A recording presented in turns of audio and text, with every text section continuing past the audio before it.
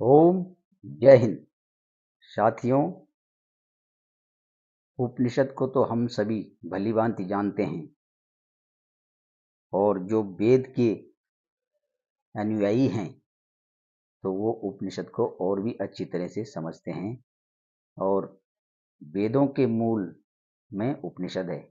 उपनिषद का जो अर्थ है तो वो क्या कहता है कि उप माने पास और निषद माने बैठो, यानी कि वो कह रहा है कि मेरे पास बैठो, मेरे समीप बैठो, यानी सत्य के निकट एक खोज।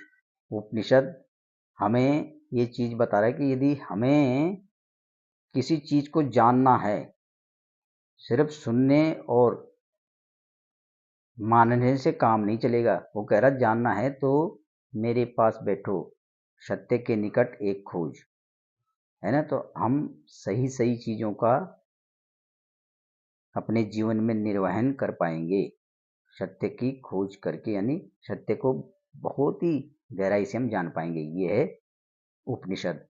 तो इसमें दो तत्व हैं। पहला तत्व है इसमें आत्मन और दूसरा है ब्राह्मण। और आत्मन माने आत्मा और ब्राह्मण माने परम सत्य। अब परम सत्य को भी और भी सरल करते हैं तो परम सत्य माने रियलिटी, जो सचमुच है भाई, एकदम बिल्कुल सत्य रियलिटी है भाई, ये आंखों देखा। अब हम कंफ्यूज हैं कि ये रियलिटी क्या है, ये परम सत्य क्या है और ये आत्मन क्या है। तो इसको समझने के लिए हमें जाना पड़ेगा फिजिक्स की दुनिया में। और जैसा हम सभी जानते हैं कि दो महान फिजिक्सिस्ट रहे हैं, न्यूटन और आइंस्टीन। और इन दोनों ने अपनी अपनी जब ये थ्योरी लेकर आए तो न्यूटन जी क्या कहते हैं कि समय और स्पेस यानी जगह, ये दोनों मतलब कभी भी ये मतलब बदलते नहीं है, चेंज नहीं होते, सेम रहते हैं। और ये इस चीज को हम लोगों ने पढ़ा और हमने इसको सही जान लिया। अब उसके बाद आए आइंस्टीन, तो ये क्या कहते हैं कि समय और स्पेस ये गति करते हैं, माने ये बदलते रहते हैं। और वो इससे भी आगे कह रहे हैं कि सिर्फ गति न करते बल्कि ये बैंड भी करते हैं, मतलब चेंज चेंज होते रहते हैं। ये आइंस्टीन इस बात को कह रहे हैं।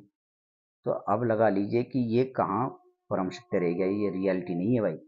जब तक न्यूटन जी थे तो वो थ्योरी हम सही मान रहे थे, और फिर आइंस्टीन ने उसको बदला तो हमने वो भी सही मान ली। तो ये पूरी तरह से ब्राह्मण नहीं है, माने कि परम सत्य नहीं है। अब न्यूटन और आइंस्टीन के बाद भी कोई तीसरा थ्योरी लेकर आ सकता है तो उसको भी हम सही मानेंगे। तो फिर भी लेकिन ये परम सत्य नहीं है, क्योंकि ये सब बदल रहे हैं आपस में, मतलब सत्य नहीं है पूरी तरह से, रियलिटी नहीं है ये। तो अब रियलिटी क्या है, परम सत्य क्या है, उसको जानने के लिए फिजिक्स से बाहर आकर हमें इकोनॉमिक्स में जाना पड़ेगा, जहाँ पर कि पब्लिकली फेस टू फेस हो रहा, लेकिन हमें रियलाइज कर पाना वहाँ पर कठिन होगा। अब हम रियलाइज नहीं कर पाए तो इसका मतलब कि परम सत्य नहीं है। परम सत्य फिर भी है, लेकिन रियलाइज कर पाना कठिन है। उदाहरण ले लेते हैं कि जैसे भाई अर्थ क्विक को कोऑपरेटिव कर पाना मुश्किल है, लेकिन फिर भी अर्थ क्विक होता है ना। और कब होगा, कहाँ होगा, कैसे होगा, ये सब रियलाइज कर पाना कठिन है। यानी कि अर्थक्विक अर्जेस्ट करता है, बस हम रियलाइज नहीं कर पाते कि वह अर्थक्विक कब, कहाँ और कैसे हुआ। तो ये हमने इन थ्योरियों के माध्यम से ये परम सत्य, रियलिटी और ब्राह्मण को हमने जाना। और अब ये उपनिषद आगे क्या कह रहा है कि अब जो दूसरा तत्व था आत्मन, माने आत्मा। आत्मा को इस तरह से जान लेते हैं कि भाई जैसे कि एक कैमरा है और इधर सब डाटा, एक दूसरे से कैमरा से डाटा से सब कनेक्टिविटी है, और वो कैमरा मेरा फ़ोटो ले रहा है, मेरा वीडियो बना रहा है, तो मैं इधर ये बोलने के लिए तैयार हूँ या फ़ोटो खिंचवाने के लिए तैयार हूँ। मतलब कुछ भी इधर उधर नहीं है, मतलब कुछ भी एक दूसरे से विरुद्ध नहीं है, सब कनेक्टिविटी आपस में है, तभी जाके हमारा वीडियो या फ़ोटो अच्छा आएगा। तो कनेक्टिविटी है।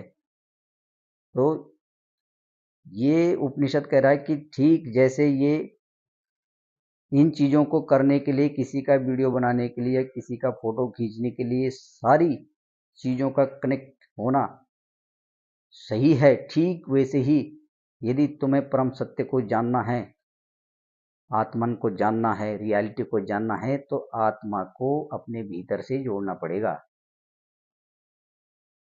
भीतर जाना पड़ेगा, बाहर नहीं। बाहर सब भटकावा है। ये नहीं कि किसी ने कुछ कह दिया, किसी ने कुछ सुना दिया और उसी को हमने सच मान लिया, वही रियलिटी हो गया, ऐसा नहीं है। वो कह रहा है कि कनेक्टिविटी आत्मा की अपने जो तंत्र हैं, सेल हैं, है ना, बॉडी के, और जो मतलब हाइपर थाइपर सिस्टम, या यूं कहिए कि हमें अपनी फ्रिक्वेंसी को पॉजिटिव मोड पर सेट रखना पड़ेगा।